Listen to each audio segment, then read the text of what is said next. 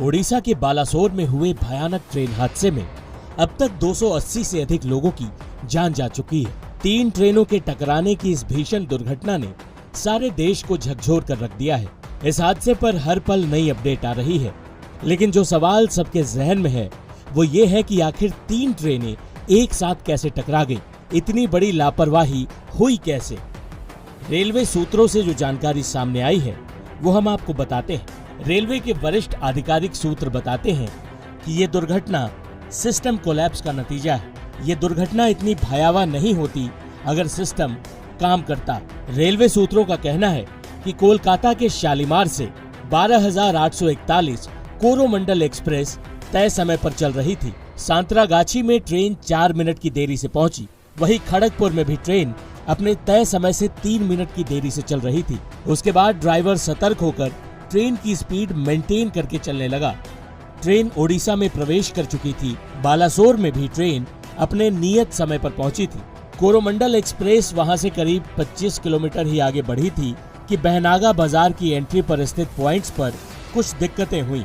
इसके बाद ट्रेन के कुछ डब्बे पटरी से उतर गए। यूं तो दुर्घटना की वजह का अभी तक रेलवे ने खुलासा नहीं किया है, लेकिन रेलवे के सूत्र बताते हैं कि इस कोरोमंडल एक्सप्रेस की किसी मालगाड़ी से कोई टक्कर नहीं हुई। उन्होंने जो अंदाजा लगाया वो ये है कि ट्रेन के कुछ डब्बे बहनागा बाजार के एंट्री पॉइंट पर डिरेल हुए होंगे। उस समय ट्रेन की स्पीड 130 किलोमीटर प्रति घंटे की रफ्तार से रही होगी। ऐसे में पटरी से डब्बे उतरने पर भी उनका 400 से 500 मीटर तक बढ़ते जाना आम बात है। इस बीच कोरोमंडल एक्सप्रेस के कुछ डब्बे लूप लाइन और दूसरी मेन लाइन पर आ गए। उसी समय बगल के लूप लाइन पर मालगाड़ी खड़ी थी। उसी मालगाड़ी पर कोरोमंडल एक्सप्रेस के डब्बे चढ़ गए। जिस समय ये हादसा हुआ उसकी जानकारी तुरंत कंट्रोल रूम तक नहीं पहुंची। उसी समय वहां से 12,864 हावड़ा बेंगलोर सुपरफास्ट एक्सप्रेस गुजरने वाली थी और दुर्भाग्य देखिए कि ये ट्रेन 3 घंटे से भी ज्यादा लेट चल रही थी।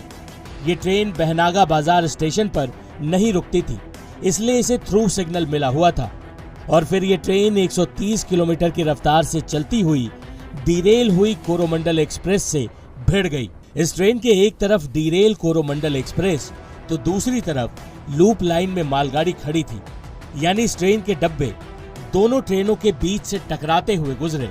इस वजह से ये हादसा भयानक हो गया। दोनों एक्सप्रेस ट्रेनों की भिड़ंत में ट्रेनों की करीब 17 बोगियां पटरी से उतर गईं। इस हादसे में अब तक 280 से अधिक लोगों के मरने की पुष्टि हो चुकी है। ये संख्या बढ़ भी सकती है क्योंकि हादसे में 900 से अधिक लोग घायल बताए जा रहे हैं। रेस्क्यू ऑपरेशन जारी है। अगली अपडेट के साथ हम जल्द हाजिर होंगे। टाइम्स नाउ नव भारत डिजिटल की रिपोर्ट।